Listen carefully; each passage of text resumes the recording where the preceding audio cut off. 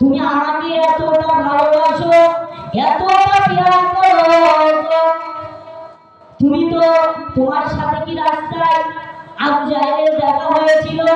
তোমার সাথে কি রাস্তায় আবু জাহেলের দেখা হয়েছিল?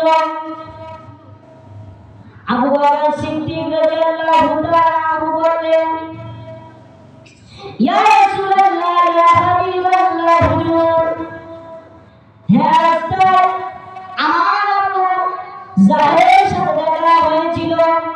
আবু জাহেল আমাকে বলল, আপনি নাকি আল্লাহর সাথে দ্বিধার করেছেন, আল্লাহর সাথে মেরাজ করেছেন, আল্লাহর সাথে দ্বিধার করেছেন, আর বিভিন্ন আলোচনা, আর বিভিন্ন কথাবার্তা, আর বিভিন্ন কথা আমাকে ব্যক্ত করলো।